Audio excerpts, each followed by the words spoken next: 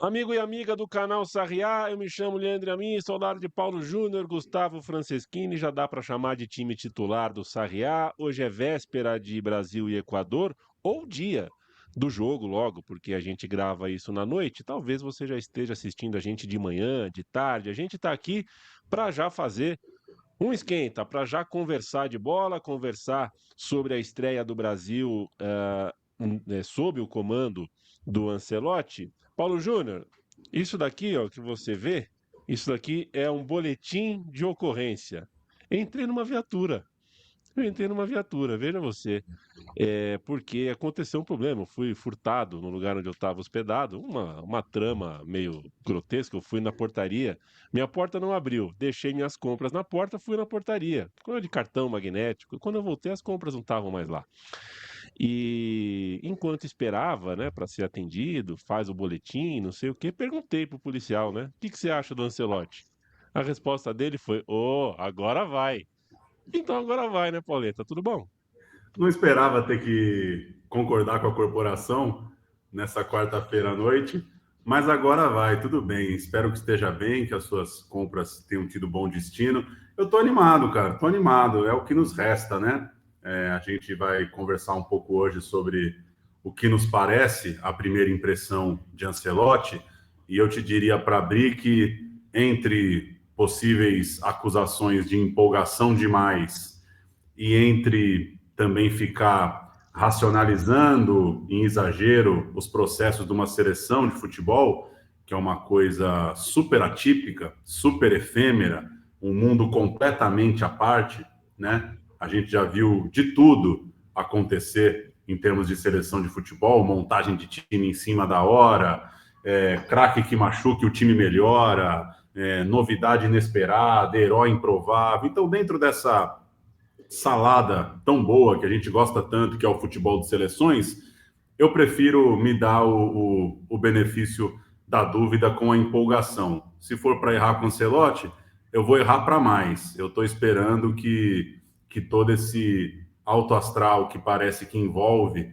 a chegada de um nome de peso e que principalmente deixa para trás esse ciclo tão pobre de personalidade, tão pobre de ideias, eu prefiro, se for para estar errado, eu vou estar errado para mais. Eu tô pelo menos esperando ver uma seleção à vontade, um pouco menos pressionada, um pouco menos sabendo, confiando no seu jogo nessas duas partidas que a gente vai ver nessa semana.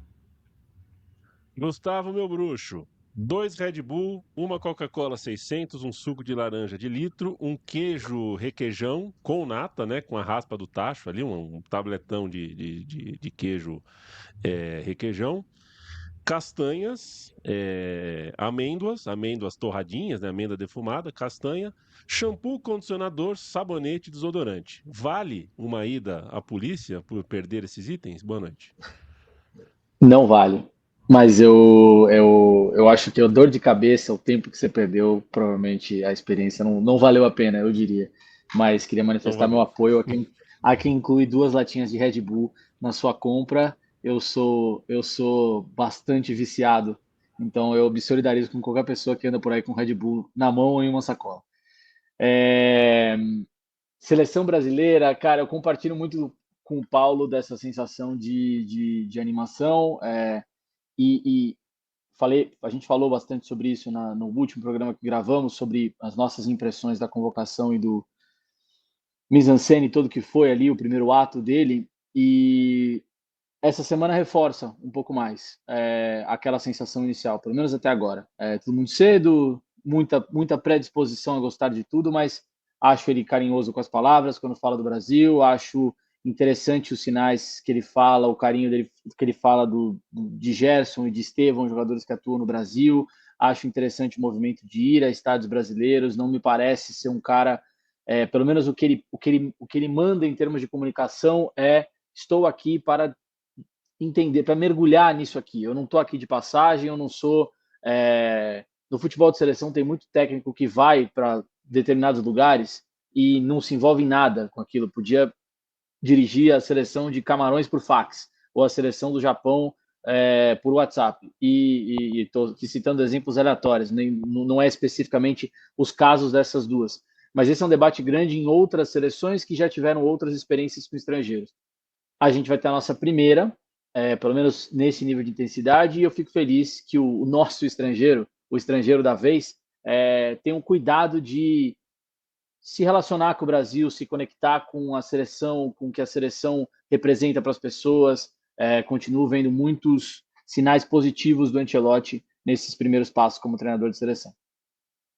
Deixa eu falar para o amigo e para a amiga do Sarriá que a gente fica muito feliz. Eu acho que o crescimento do nosso público já é bastante expressivo, bem razoável. A gente começou agora há pouco e a gente não ajuda o robô, como eu disse, né? Nossas thumbs não são boas. E a gente vê muito comentário legal nos comentários. Então, se você quer fazer uma pergunta, sugerir um tema, sugerir uma conversa, escreve na caixa de comentários, porque eu vou passar a abrir câmera, abrir microfone de tempos em tempos, justamente para fazer uma limpa nesses comentários, pegar nome por nome, pergunta por pergunta e conversar com vocês. A pergunta que eu tenho para fazer é a seguinte: eu acho difícil, talvez o Gustavo, né? O Paulo eu sei que não. Vocês nunca foram para Guayaquil, não, né? Já foram para o Equador ou não? Não, Nunca né? estive.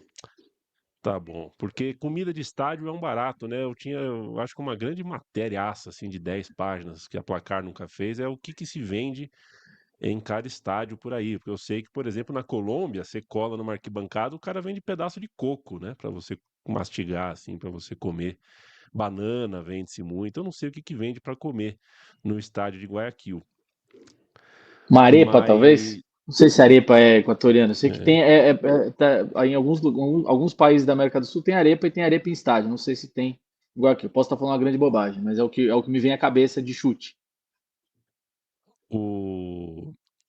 eu faço essa provocação porque eu pretendia, né? A vida tá muito corrida, né? Tá na hora da gente pensar em fazer uma reunião aí para aumentar umas horas no dia aí.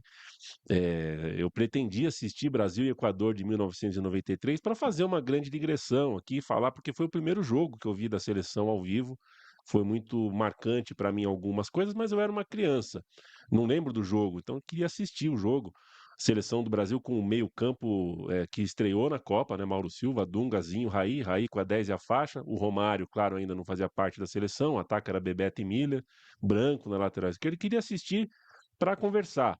Não deu tempo, eu assisti alguns poucos minutos, mas divido com vocês que a lembrança que eu tenho no Morumbi naquela tarde, naquele dia de 93, que eu me recordo era da estranheza de ver as 4 torcidas juntas, eram 4 baterias, realmente ficou cada uma em um escanteio, mais ou menos, assim, até a torcida do Santos estava presente com um instrumento, estava instrumentalizada no estádio. E a gente vai jogar, quando passada essa partida contra o Equador, a gente volta para o Brasil e joga em Itaquera. E muita coisa mudou, né? Embora Itaquera seja um estádio ainda que dos males o menor, conseguiu preservar ali uma linha de fundo quando o Corinthians joga, que é bastante quente, bastante popular. Os preços de ingresso para jogos do Brasil os preços para os jogos da Argentina no Monumental de Núñez são ainda mais chocantes, ainda mais considerando a realidade econômica daquele país. Mas é tudo muito caro. Então a gente vai falar de Ancelotti, a gente vai falar de Vini Júnior, de aproximação, de estreia, de empolgação, mas jogar em São Paulo já é para a gente falar, bom, podia ser em outro lugar, mas tudo bem, vai, São Paulo, tudo bem, São Paulo é um grande centro, dá para jogar. Mas com esses ingressos fica realmente difícil, né? Com esses ingressos e com o líder da torcida, entre aspas, organizada, fazendo pergunta na entrevista coletiva, é o que eu digo, viu, Paulo? Para a gente civilizar o ambiente da seleção brasileira, vai levar mais tempo do que a gente vai levar para ganhar uma Copa. Ganhar o Hexa é mais fácil do que tornar esse ambiente de boa. No entanto, eu sei e quero te ouvir sobre que história é essa. Tô sabendo que o Ancelotti está lendo o livro certo, que o Ancelotti está sendo bem assessorado, que as pessoas estão conseguindo acessar o cara para dar uma letra boa sobre o que é o Brasil e tudo mais. O que você sabe sobre isso? Pois é, foi uma coincidência. Eu cometi uma bobagem de escrever nas redes sociais, de publicar. Estava lendo aqui, você sabe que eu tenho esse costume, fico mandando grandes leituras pelo WhatsApp. E aí eu estava lendo Crônicas do Nelson Rodrigues, e essa semana é o aniversário de 60 anos de um Brasil e Bélgica, uma revanche do Brasil contra a Bélgica em 65. O Brasil tinha perdido para a Bélgica em Bruxelas e devolveu numa grande atuação do Pelé. O Brasil meteu 5 na Bélgica, tem uma empolgação nesse jogo, porque é um jogo que meio que o Garrincha meio que mostra que ainda pode ir para a Copa de 66, e naquela eloquência do Nelson, ele enche a bola dessa atuação, né? O estádio ovacionando o Brasil, um país unido por conta daquele jogo, nos exageros literários e de linguagem muito saborosos do Nelson. E aí publiquei, falei, pô, o Ancelotti precisa ler Nelson Rodrigues, isso aqui vale mais do que sessões de treino, do que assistir jogo em loco. E um amigo que trabalha no jornalismo, no audiovisual, me confidenciou, ele estava acompanhando uma equipe dos Estados Unidos, não perguntei nomes, assim, para não ficar citando, mas enfim, ele estava acompanhando uma equipe, ele fez uma entrevista exclusiva com o Ancelotti, em algum momento vai ali para a salinha, né, depois da coletiva, e esse jornalista, ou cineasta, ou comentarista dos Estados Unidos, presenteou o Ancelotti com 2 livros do Nelson Rodrigues, 2 coletâneas de contos de futebol do Nelson, e segundo o relato dele, Ancelotti deu uma folheada, passou ali pelo índice, começou a ler o primeiro texto e fez um comentário satisfeito ali com a capacidade dele de entender o português, brincou ali, falou alguma coisa como, pô, dá para entender, valeu pelo presente, vou dar uma olhada aqui, meio comentando que talvez entendeu mais do que acharia, achou o português mais compreensível para ele do que ele pensava de véspera. Me pareceu uma boa notícia, já que a gente está nessa semana de pura especulação imaginativa, de puro de entender um pouco essa presença. Acho que o Ancelotti foi muito claro hoje na entrevista, como o Gustavo falou. Acho que tem um carinho, tem um respeito, apesar de, como o Gustavo citou também, uma tendência à boa vontade. Falei isso hoje também. Eu acho que elogio é comparação, né? Ancelotti pega uma seleção abandonada. Então, acho que a boa vontade é justificada, a empolgação é justificada. E se a seleção brasileira também não for para a gente sonhar com um grande jogo, ela não serve para muita coisa, né? Porque Brasileirão já não está aquela Brastemp toda, né? Nossos times, né? Coincidentemente, os nossos aqui, né? Os times de nós 3 também não jogam aquele. Se for para falar do meu time, eu saio, tá? Eu também não jogam aquele futebol. E eu defendo que a seleção a gente tem que ter a régua alta mesmo. A gente tem que querer ver coisa boa. E acho eu que, tentando, né, resumir um pouco o que a gente vem pensando de seleção brasileira nesses 2 anos e meio, é um pouco essa crise de confiança mesmo, essa autoestima muito abalada. É impressionante, assim, como você vê a entrevista do Danilo para o Romário, aquilo é terrível, né? Uma elaboração sobre organização, sobre o que poderíamos ser. É claro que poderia ser tudo muito melhor, é claro que a CBF é indigesta, é claro que os gestores do futebol são ruins, é claro que a gente não entende direito por que a seleção está na mão do Rodrigo Caetano e do Juan. A gente não tem muito uma formação intelectual do futebol. Claro que não. Mas eu acho que dá para viver um pouquinho distante do baixo astral também, né? O capitão da seleção falar um ano da Copa que a gente não tem chances de ganhar a Copa, para mim não é choque de realidade, nem é pé no chão. Para mim é um pouco de falta de imaginação também, né? Eu não quero ver o jogo... Eu não sei se eu quero torcer para o cara que está me dizendo que não vamos ganhar a Copa, né? Então, ou guarda para ele, ou trate de elevar essa autoestima, essa confiança. A seleção vem num baixo astral danado. Eu acho que temos bons sinais de que a coisa pode melhorar sem grandes radicalidades, né? A tendência é o Brasil não comer a bola do nada. Mas eu acho que é justificável pelo menos uma impressão de que a gente pode se aproximar um pouco de um alto astral, pelo menos. Concordando com você, só para jogar com esse gancho que você trouxe da torcida, Ancelotti falou um pouco hoje, né, do carinho, da expectativa, da responsabilidade. Estou muito curioso para saber, não sei se ele vai falar muito disso, mas para saber o que ele vai achar do estádio de fato. O estádio de seleção é um estádio diferente. O estádio da seleção em São Paulo é um estádio ainda mais particular, e espero que, se o gol demorar a sair, se a bola não estiver circulando redonda, que não seja aquela geladeira, né? E muito menos que ele não fique ouvindo chiados em português na orelha dele lá em Itaquera. Assim, eu não ouvi, eu só li essa entrevista, tá? Eu não. Eu vou perguntar para vocês, eu quero saber se o contexto é esse mesmo, porque de ler eu fiquei pensando, não, deve ter sido dentro de algum contexto. Eu não acho possível que o Danilo vá me falar que a gente não tem chance de ganhar a Copa, até porque o Danilo é o cara que está mais disposto a falar qualquer coisa de bom, né? Hoje eu tava cuidando, preste atenção, vou até abrir aqui. Eu estava cuidando do relatório de validação da certificação da eliminação da transmissão vertical do HIV como problema de saúde pública no Brasil. Foi um grande trabalho. Hoje não deu para me atualizar sobre o que o Danilo tem para falar, mas assim, não é ambíguo. Ele realmente falou que a gente. Porque se ele falou isso, para mim ele tem que, ele tem que ser desconvidado a participar da seleção. Correto? Eu não sei se ele tem que ser desconvidado a participar por isso. Acho que tá tudo, assim, não tá tudo bem, mas também não vou ser eu a dizer que ele tem que sair da seleção por isso. Ele fala o que ele quiser, mas eu acho que o Danilo, ele realmente encampou um personagem. Ele me parece um cara que se aposentou e não avisaram ele.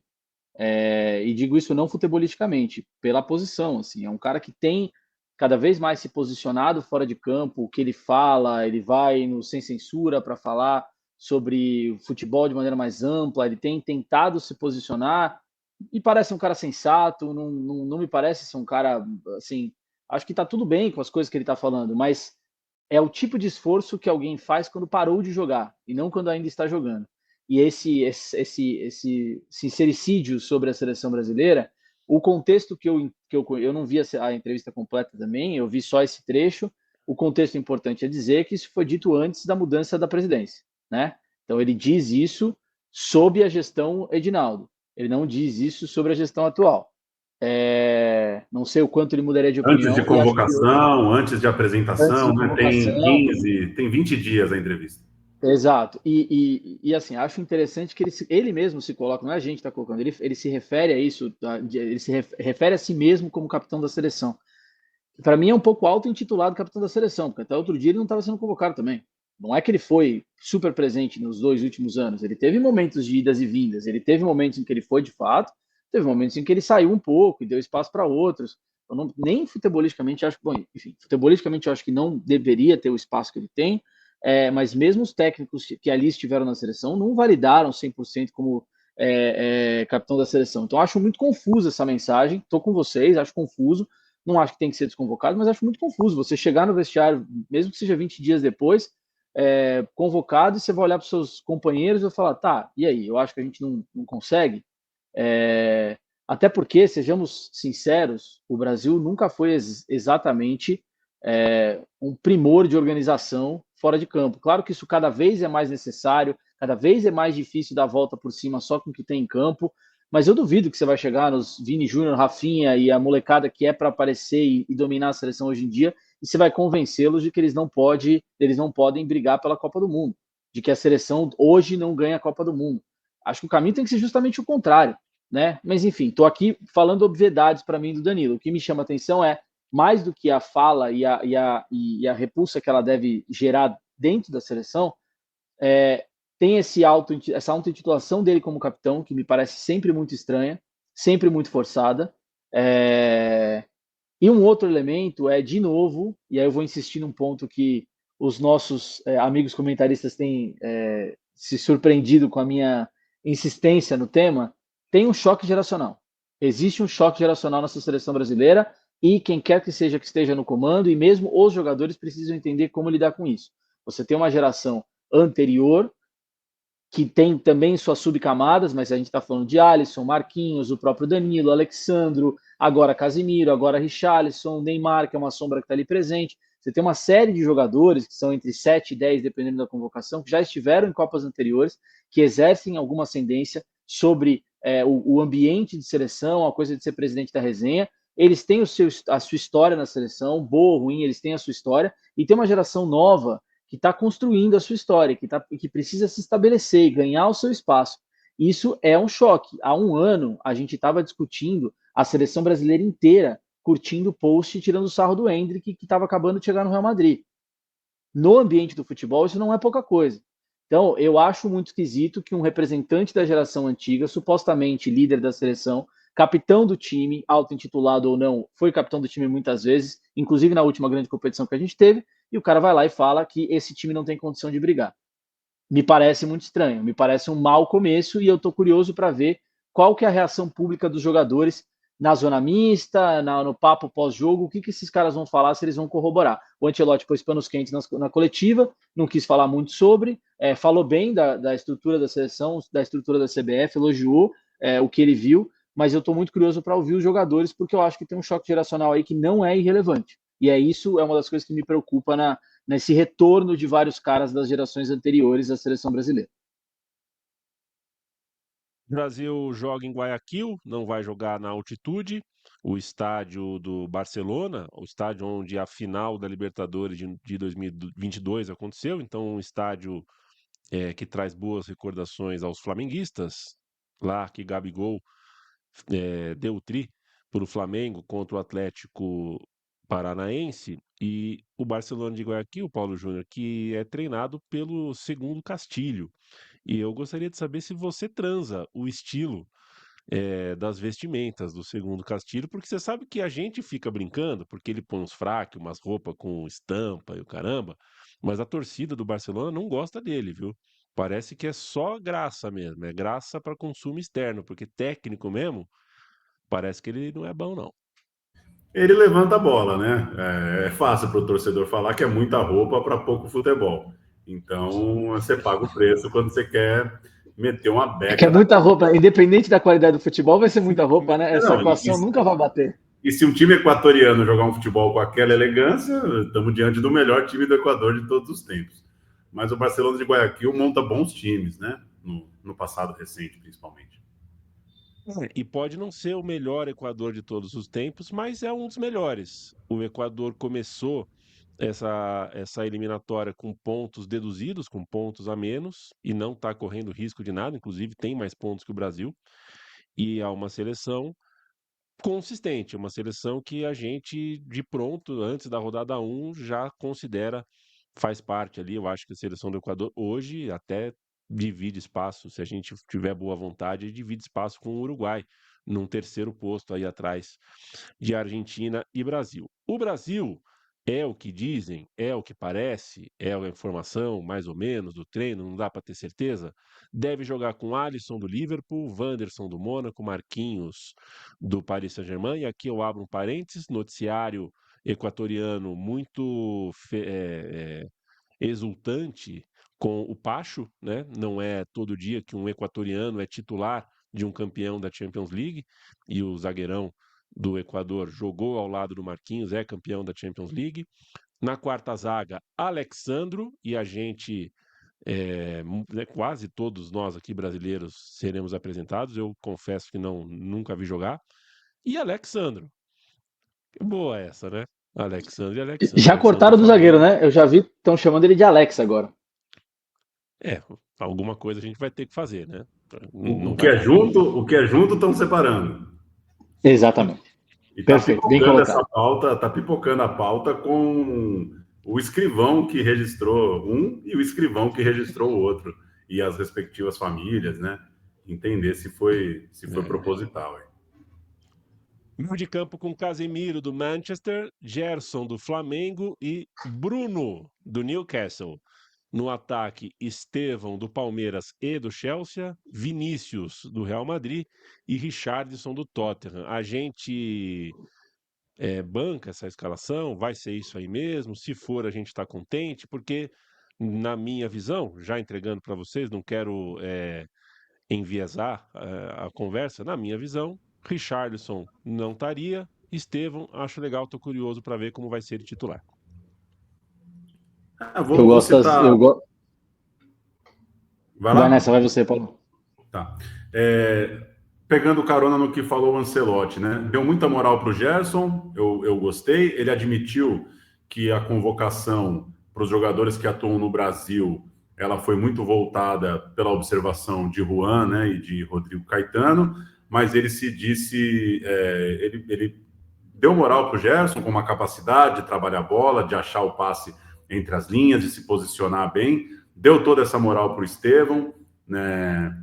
Naquela coisa de que não preciso ensiná-lo a driblar, o que eu posso colaborar com ele em posicionamento, na recomposição da marcação, porque quando ele tiver com a bola, ele vai para o jogo. E eu acho que ele foi muito sincero, e aí me bateu uma coisa assim de como é bom ter um treinador seguro, né? Com todo respeito à carreira dos outros treinadores, Ramon não era um treinador seguro, não por culpa dele. Dorival não é um treinador que, para mim, se mostrou seguro. O Fernando Diniz, ainda que é um treinador que se mostre seguro com suas escolhas, com suas ideias de futebol, eu acho que, né, tem uma desconexão ali com o que aconteceu no campo na seleção.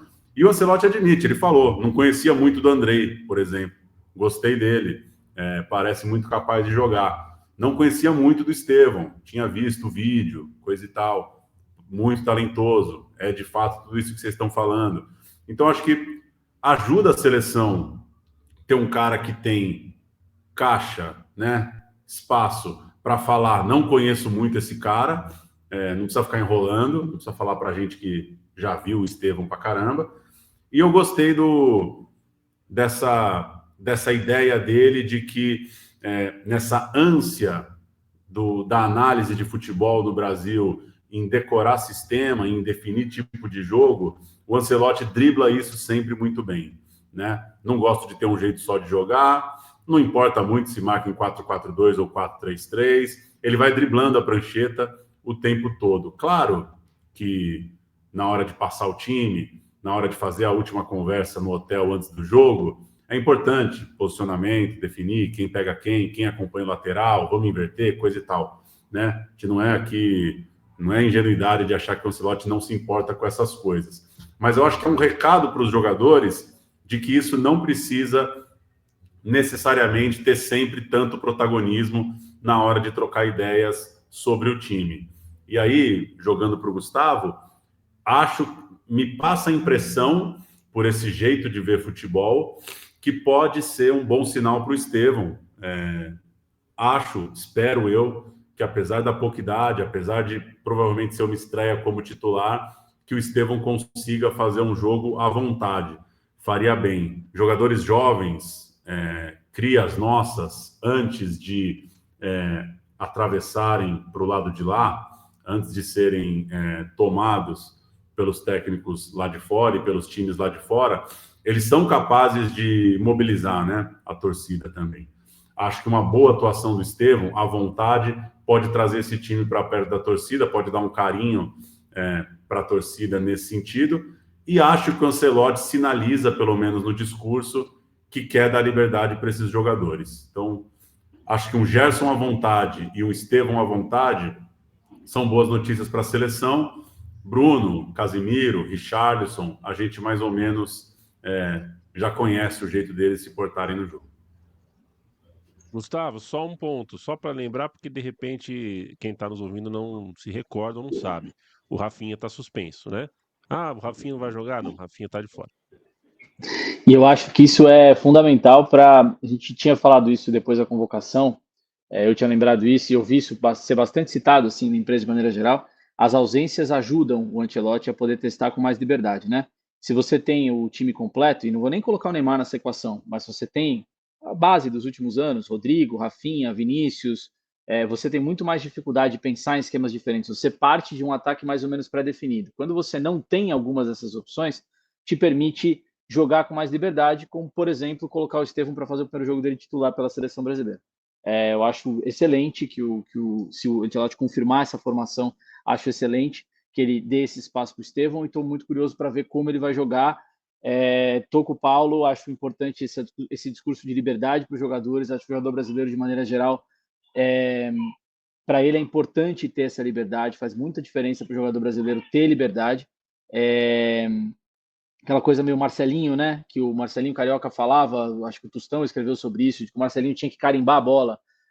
O Estevão, eu não sei quem o Estevão é ainda, mas ele sempre me pareceu, desde que ele surgiu no profissional, como um cara que sofreu com as limitações que a tática impôs a ele. Ele fala muito abertamente, acho incrível como faz quase 2 anos que um cara do talento do Estevão está dizendo que ele é camisa 10 de origem, mas ele continua jogando na ponta, na maior parte das vezes. Mudou um pouco recentemente, um pouquinho mais de liberdade, mas ele passou muito tempo jogando na ponta. Então, queria muito ver o Estevão com mais liberdade e menos apego a essa tática. E a presença dele, inclusive, me alivia no lado ruim para mim de Richarlison e Casemiro. Casemiro menos, acho que o Casemiro vai fazer o que ele sempre fez, vai dar uma estabilidade maior à defesa, acho que está tudo bem ali de alguma forma.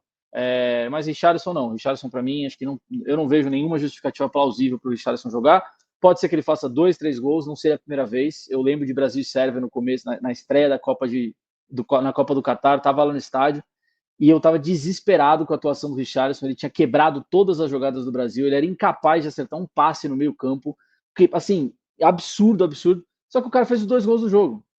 Sim, é isso. Tipo, e foram, inclusive o primeiro foi um belo gol. Vou continuar com a mesma opinião que eu tive naquele dia de Brasil e Sérvia. Os jogadores do Brasil precisam de um centroavante que troque mais bola com eles, que tabele com eles, que encontre melhores opções com Vinícius, com o próprio Estevão. Eles sentem falta de ter jogadores com mais características brasileiras. Eu gostaria de ver outras figuras nessa posição que não o Richarlison, mas vá lá, se tem o Estevão para armar, quem sabe o Richarlison consegue fazer o dele, consegue, a coisa funciona. Enfim, estou menos preocupado com o Richarlison, mas ansioso para ver o Estevão jogando, quem sabe com mais liberdade. Quem sabe não é uma versão quase com 2 atacantes, sem que os dois fiquem muito presos na ponta. O Vini jogou muitas vezes nessa última temporada como num esquema de 2 atacantes, praticamente, ele e o Mbappé.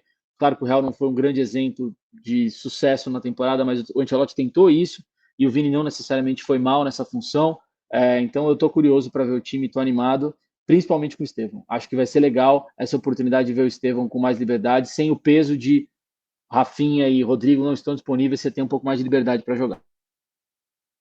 O microfone vai estar aberto no Sarriá depois da partida, seja qual for o resultado. Você sabe que aqui, principalmente numa situação como essa, né, depois de um 7-1, se o Brasil tomar de novo de 7-1 de alguém numa semifinal de Copa, vocês não esperem o nosso tom de voz. A gente não sabe o que vai entregar. Depois, no jogo de amanhã, a gente tem certeza que vai chegar aqui, vai sentar, vai abrir o microfone e vai conversar com vocês sobre bola e com a certeza de que não é hora, absolutamente não é hora da gente encontrar padrão, encontrar respostas para as ideias do Ancelotti. Até porque no futebol uma coisa só dá certo depois que ela dá certo algumas vezes. Quando a coisa dá certo uma vez, pode ser por causa do jogo, por causa do andamento da partida, e não por causa de uma ideia, de uma coisa que foi colocada em prática e funcionou.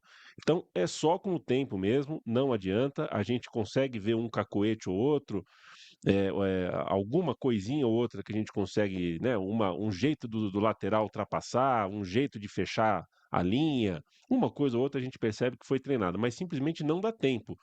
Não deu tempo para o Ancelotti colocar a sua digital no time. No entanto, dá para a gente ver algumas coisas e é isso que me interessa mais na partida de amanhã, na partida dessa quarta-feira, se você nos ouve e nos assiste na quarta, que é a difícil é difícil de mensurar, é difícil de fazer né, não é uma coisa matemática e nem objetiva, mas eu quero sentir astral. Eu quero sentir, por exemplo, que o Casemiro está realmente grato de estar na seleção. Eu quero ver esse cara tinindo, eu quero ver, olhar para o cara e ver que ele está vivo ali, realmente, gostando de estar ali. Eu quero que o Marquinhos deixe Munique para trás e entenda que ele tem mais uma chance. E poucos jogadores do nível do Marquinhos, o nível do Marquinhos eu não estou falando que o nível do Marquinhos é baixo, né? O nível do Marquinhos é ótimo, eu só não estou chamando ele de gênio. Mas tem zagueiro muito melhor que ele que não teve as chances que o Marquinhos teve. Eu não estou falando de Oscar, não estou falando de gênios da raça, não. Estou falando do Miranda, cara. Miranda é melhor que o Marquinhos, na minha concepção, ou pelo menos do mesmo nível, e não teve as chances que o Marquinhos, então vai ter outra chance de jogar outra Copa como titular, de repente até como capitão, e eu preciso ver esse cara mais vivo também na seleção. Eu quero eu quero sentir no cara um tesão de estar ali, que, sinceramente, as últimas vezes que eu vi na seleção, eu ouvi apagado, não vi curtindo. Quero ver o Bruno Guimarães. Será que ele vai encarar um novo ciclo como tem que ser? Será que a gente vai conseguir encontrar? Será que ele conseguiu desenrolar com o Ancelotti uma ou outra coisa ali, trocou uma outra palavra? Porque alguma coisa ele deve ter e não contou para o Dorival sobre um jeito de jogar, um tipo de movimento que ele prefere em campo, sem a bola, com a bola, porque é uma discrepância muito grande entre o que se relata do Bruno no Newcastle e o que aparece na seleção. Então não pode ser só técnica, não pode ser só cabeça, tem alguma coisa a se conversar também. Quero ver qual é o astral dos estreantes, quero ver quanto os mais veteranos vão bancar o Estevão quando o Estevão pegar uma bola e perder, pegar a segunda e de repente perder. Ele vai ter moral para pegar a terceira? Vão querer tabelar com ele? Eu quero ver tudo isso, e isso não passa pelo crivo do Ancelotti. Isso aí é tudo coisa que os jogadores se resolvem dentro do campo, e é eles com o astral deles e eles com a percepção que a gente espera que eles tenham do momento que a gente está vivendo. A seleção brasileira já viveu no Equador, não no estádio, né, não em Guayaquil, mas viveu no Equador um recomeço muito interessante, que foi a estreia do Tite. Né? O Tite começou, lançou o Gabriel Jesus, o cara já meteu 2 gols e aquela seleção brasileira mostrou exatamente isso. Não dava ainda para ver uma marca do trabalho do Tite, que era só um início. Mas que aquele jogo, aquela seleção mostrou astral, mostrou tesão de estar ali, deu vontade de estar no ônibus com o time, deu vontade de estar no vestiário, deu vontade de estar no hotel, deu vontade até de subir na cadeira e cantar a música lá, a música dos calouros lá. Que música você cantaria, Paulo? Você já parou para pensar nisso? Que fria é essa, hein? Cantaria Ponto de Equilíbrio, cantaria um reggae. É verdade, é verdade. Você cantaria um reggae. Com certeza você cantaria Ponto de Equilíbrio. Daria um excelente vídeo de bastidores da CBF TV, Paulo Júnior com esta camisa da Nigéria, bem trajado, cantando um reggae para o professor Ancelotti aprová-lo ou não no time de amanhã. Ancelotti falou que vai meter um Andrea Bocelli, né? Umas paradas assim, né? O cara tá suave na nave também, né? Pô, Tá tranquilo, tá tranquilo. é muito interessante ver as pessoas falando, pô, legal que ele curtiu o Rio de Janeiro. Pô, até eu que sou um caipira, eu curto o Rio de Janeiro aqui também, né? Não é uma façanha, né? Gostar do Rio de Janeiro.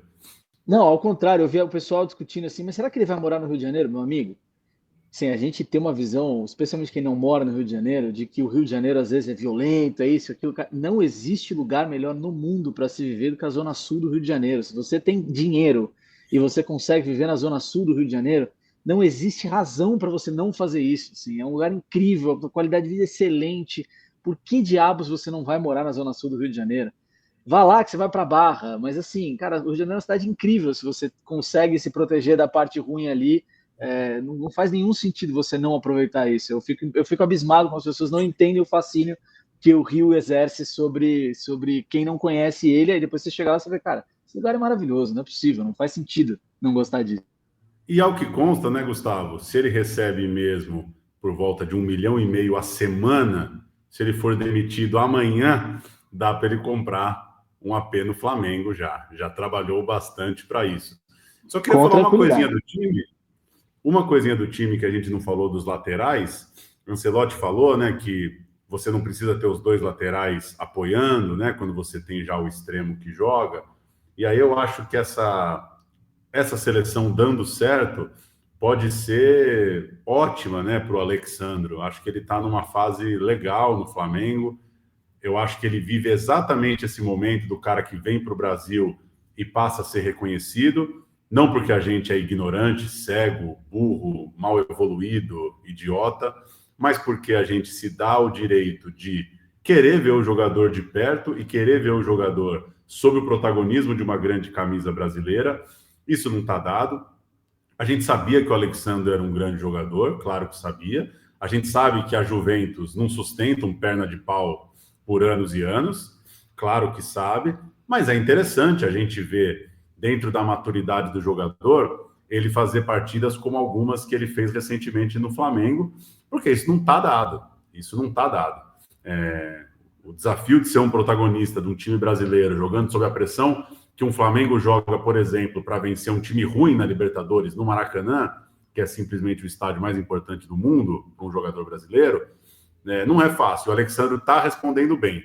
Se ele for esse fiel escudeiro do Vini, se o Vini desabrochar com o Ancelotti, tendo o Alexandre como fiador ali, um zagueiro lateral pela esquerda, inteligente, subindo na hora certa, sem essa demanda de passar voando, a gente não está esperando do lateral que joga com o Vini um foguete passando. Eu acho que o Alexandre tem tudo para sair grandão desses jogos, se o ataque funcionar e se ele conseguir amparar bem o grande craque do time ali. Gustavo, meu abraço para você e a pergunta: é só em São Paulo que tem a ditadura do chocolate coco-limão?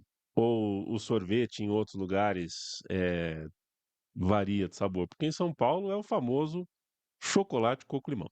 Um abraço. Desconheço, mas eu tendo a achar que a ditadura está correta nesse caso. Sou a favor da liberdade, mas não vejo necessidade da gente abrir muitos outros sabores, não. Vou dizer que eu sou um entusiasta da ideia de chocolate coco-limão. Vejo pouca necessidade. Em geral, limão e chocolate está resolvido para mim. Um abraço e a mim, estamos animados. Acho que estamos todos animados com esse jogo da seleção. Eu, olhando o histórico de Brasil e Equador, me lembrei de Aguinaga, me lembrei de Brasil 5-0 com o Maracanã gritando Kaká melhor do mundo, acho que ali por volta de 2000, em algum momento de 2007, aquele jogo que o Robinho dá um baita de um drible na ponta esquerda e cruza e sai um golaço. Equador tem sido um rival cada vez mais forte, mas acho que amanhã não é sobre, enfim, esse jogo não é sobre a dificuldade do confronto, é como a gente falou várias vezes aqui, é do astral, e acho que todo mundo espera ver um time muito mais animado, muito mais promissor e acreditando que pode, quem sabe, ganhar a Copa do Mundo. Acho que tem talento para isso, estou curioso para ver várias coisas desse time, enfim, vamos ver, bastante animado com essa partida. Se o Danilo não acredita, a gente acredita. Paulo Júnior, Vitor e Vivinha decidiram dar uma última chance ao seu casamento. Depois de 10 anos, nada mais dava certo. Se irritavam um com o outro. Era preciso ir atrás do amor perdido. E o lugar para procurá-lo era o restaurante onde tinham se conhecido, onde tinham ido na primeira vez em que saíram juntos, onde ele a pedir em casamento e onde comemoravam a data todos os anos. Até o sexto, quando por alguma razão pararam de frequentar o restaurante. Trecho de Bacalhau, Comédia da Vida Privada, Luiz Fernando Veríssimo. Bombaça. Um beijo para você. Maestro Veríssimo, né? Fizeram o documentário do Veríssimo no aniversário dele de 80 anos, agora ele está com 88, 89, e a esposa contou por esses dias que ele já não está escrevendo mais, né? Mora lá quietinho, vendo o jogo do seu Internacional, não leva uma vida reclusa, ele tem que parar de achar que quem não tem Instagram é recluso. O cara pode ir na padaria, o cara pode ser melhor amigo dos caras do supermercado, né? Instagram não significa vida pública. Mas valeu, animado com o jogo, esqueceu o que aconteceu do pênalti, da disputa de pênaltis no Catar até daqui a pouco, porque o Brasil vai à Copa, o técnico da Copa vai ser o Ancelotti, então esses 2 anos e meio não tem validade alguma. Não estou feliz por isso. Acho que é legal, tem um ciclo legal. Achei legal o trabalho do Tite nos ciclos anteriores. Mas acho que esse time merece o direito de começar do zero, porque está começando do zero de fato. Não é a gente que está inventando, não. O técnico da Copa chegou a 12 jogos da Copa do Mundo. Então, esse pacote é o que importa. Feliz ou infelizmente, foram 2 anos e meio jogados fora. Valeu, falamos. Grande abraço, até a próxima. Tchau, tchau.